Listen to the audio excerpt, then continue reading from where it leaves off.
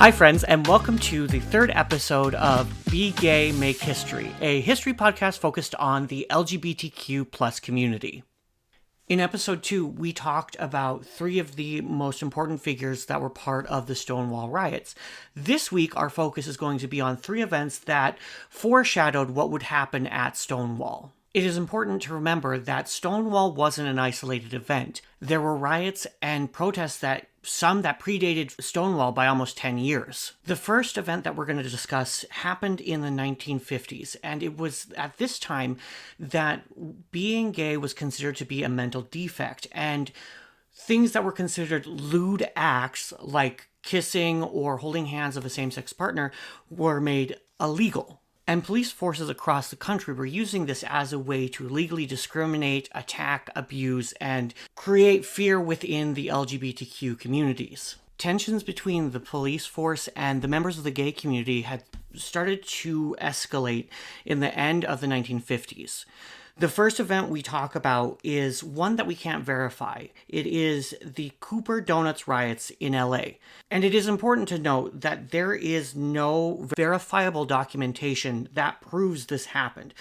But I want to be clear that that doesn't mean that it didn't happen. Now, that may sound confusing, but I will explain it in just a minute. Now, the story goes that Cooper's Donuts, which was a 24-hour donut shop, sat on Main Street between 2 gay bars. Because of its 24-hour status, or 24-hour hours, it was a common meeting place for many of the gay community. It was also a commonly raided place by the police. Now, like in many other places that were being raided, the police brutality was excessive. So it is believed that on this night, 2 police officers walked into Cooper's Donuts and demanded IDs, which was a common way to allow them to arrest people, because if they didn't match their gender on their driver's license, they could arrest them. That night, they began arresting 2 drag queens, 2 male sex workers, and a young man looking for a date. Other patrons of the donut shop started taking notice of the arrest happening, and it's said that they began throwing donuts, coffee, and paper plates at the officers until they had to retreat outside, which is kind of hilarious. Now, by today's standards, of course, this doesn't sound like a major riot, but it was one of the first times that the gay community had stood up against police brutality. As the officers left, the riot became a celebration, and that riot/celebration ended up moving out onto Main Street. Shortly afterwards, the police showed up with backup, and it escalated back into a riot, which ended up closing down Main Street for the rest of that night and the next day. The police backup actually beat and arrested many of the protesters. Now, if the stories of the Cooper Do-Nut Riot are to be believed, it would place it as one of the first LGBTQ uprisings against police brutality. Now, why we can't say for sure if it's true or not is because there is no supporting documentation to prove it. Like I said earlier, this doesn't prove that it didn't happen. Now, you might be thinking, well, Joe, that gets really confusing. Shouldn't there be some kind of police reports related around the arrests or what was happening that night? Well, you would be correct. And yet, the knowledge that we have about the event comes from a novelist named John Ricci, who claims to have been there that night. In 2020, a celebration to commemorate the events of that night was being planned. The planning committee reached out to the LAPD for documentation to corroborate Ricci's story. And the LAPD said that they couldn't provide the documentation because the documentation around that, plus many other similar events, had been purged or destroyed out of their system. Now isn't that interesting? So if we can't confirm that this happened, why do we talk about it? Why do I include it in this podcast? It's for 2 reasons. The first is to reinforce the idea that I mentioned in episode 2, that most of our history has passed on orally, especially in situations like this where the oppressors have actively suppressed our history to keep it hidden. The second is to show that it wasn't just New York City and Stonewall that was actively pushing for the gay liberation movement. The next major uprising would happen again in California, but it would move to the Tenderloin of San Francisco. But it wouldn't take place until 1966, 7 years after the Cooper riots and 3 years before Stonewall. The Compton Cafeteria Riot is considered to be the first documented uprising against police brutality by the gay community. But like the Cooper Do-Nut Riots, this was one that was almost lost to history. If it wasn't for the tireless work of a trans historian named Dr. Susan Stryker, we may not have ever known that this one happened. You see, in 1991, Dr. Stryker was looking through the gay and lesbian historical archives and came across a document that was titled "Drag Queens Stand Up to Police Brutality at Compton Diner." Now, the document only had the title and no supporting document in the archive, and when she spoke with the city archivist about getting more information about it, the archivist explained that the supporting documents had either been purged or destroyed. Now why does that sound familiar? And as we continue this journey through the history of the community, you will see this theme repeated over and over again. This didn't stop Dr. Stryker because she knew she had stumbled upon an important part of our history. And so she spent the next few years speaking with people who had been there that night, compiling their stories and interviews to put together what had happened. The Compton Cafeteria was a community gathering place for the queer people of the Tenderloin. Just a quick disclaimer here, I'm using the word queer to describe a community that had people of varying genders and sexuality as an overall encompassing term because I don't have a better one. The cafeteria was a major target for police raids that directly targeted trans women of color. The police would use a multitude of different reasons to be able to beat and arrest these women. They would range from things like solicitation all the way down to simple as blocking the sidewalk. Dr. Stryker wasn't able to pinpoint an exact date of this uprising, but the story goes that one night in 1966, after frustrations had been growing between the queer community in the Tenderloin and the police, an officer put his hands on a trans woman to arrest her. In response, she threw a cup of coffee in his face. And this would be the spark that started the riot. So while it began with just a cup of coffee, it ended with furniture being thrown through windows, drag queens beating police officers with their purses, a police car being destroyed, and a newsstand set on fire. Unfortunately, many of the trans women and drag queens were arrested as a result of this riot. And like the Cooper Do-Nut Riot, the San Francisco Police Department tried to sweep it under the rug. We can thank Dr. Stryker and her work for making sure that it didn't get lost to history. Now, the third event that took place would see a return to LA in the Silver Lake neighborhood. The Black Cat Tavern Protest would be the most documented of all three. The protests that happened at the Black Cat Tavern were a direct response to the police brutality at the Black Cat Tavern on New Year's Day in 1967. In the 8 years since the Cooper Do-Nut Riot, the brutality that the LAPD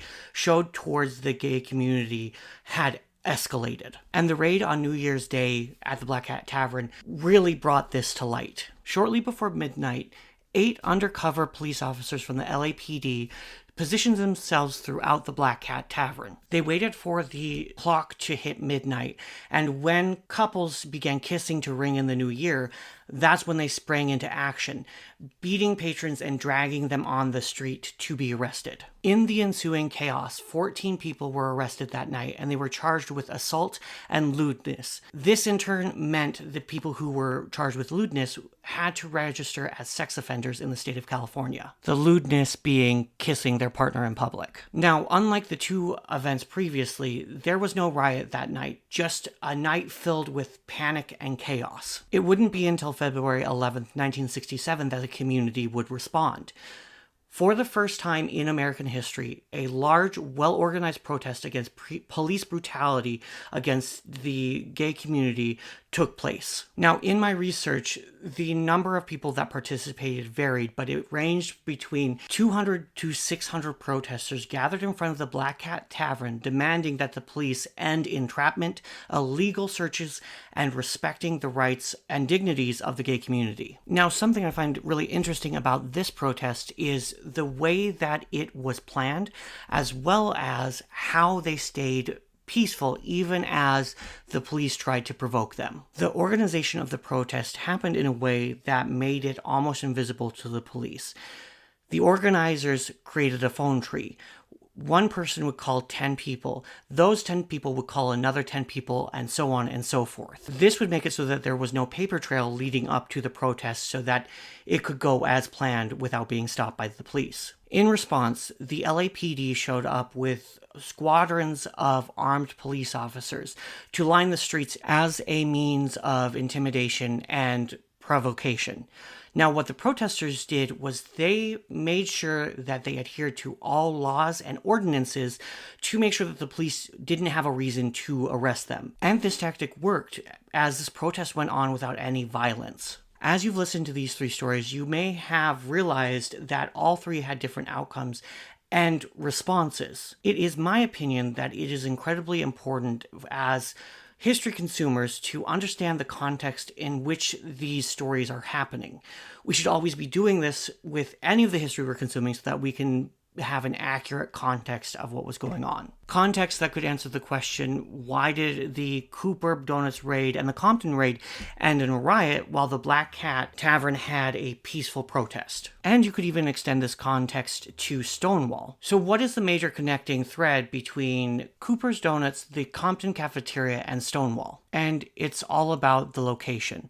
These three were either in the lowest income areas in the city, or they were mostly patroned by people of color, trans women, and drag queens. When groups like the police forces in major cities believe that they have complete dominance over another group, they will inevitably turn to excessive violence to maintain that control, especially if they consider the oppressed group to be a threat to their power and an attack on the normalcy of their lives. They also feel bolstered in this violence because many of these groups can't defend themselves or speak up for themselves because they aren't given the option to do that. And poor people, people of color, trans men and women, and anyone that fell under the queer umbrella held the least amount of power, especially at these times. And when the oppressed groups get to the point that they are at the end of the rope with the violence that's being done against them, they in turn have to turn to violence as a way to make their voices heard. And that's exactly what we've seen with the Cooper Do-Nut Riot, the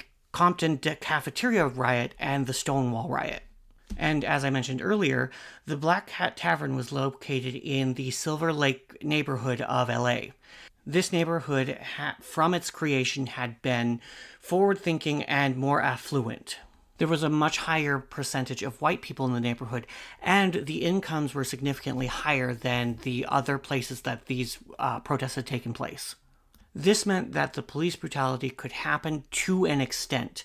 Some of their power is lost when the people that were part of the neighborhood could speak up for themselves. And as this protest was highly documented, that took away some of the power as well. Now, while all three events were very different in their outcomes, they each had a significant effect on the history and the outcome of the gay community. And each one of them gave us a foothold in gaining our power and pushing forward the gay liberation movement. And that, my friends, is how two riots and a protest set the stage for the Stonewall Riots. And now it's time for the reminder I give you on every episode, that you living and thriving as a member of the LGBTQ community is making history. So keep doing that shit.